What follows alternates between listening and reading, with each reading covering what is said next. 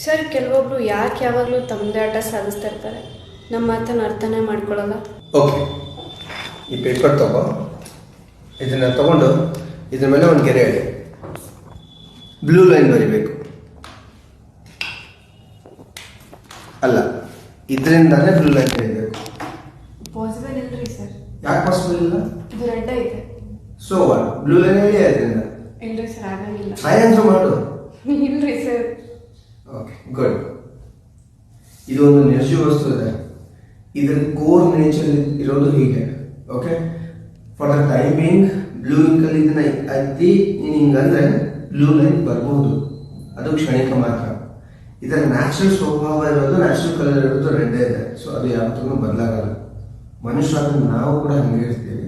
ಅದನ್ನು ನಾವು ಸ್ವಲ್ಪ ಅರ್ಥ ಮಾಡ್ಕೋಬೇಕು. ಯಾರು ಯಾವ್ದ್ರಲ್ಲಿ ಬದಲಾಗ್ತಾರೆ, ಯಾವ್ದ್ರಲ್ಲಿ ಬದಲಾಗಲ್ಲ ಅನ್ನೋದು ನಾವು ತಿಳ್ಕೊಂಡಾಗ ಜನರ ಜೊತೆ ನಾವು ಹೇಗೆ ನಡ್ಕೋಬೇಕು ಅನ್ನೋದು ಕೂಡ ನಮ್ಗೆ ಗೊತ್ತಾಗುತ್ತೆ.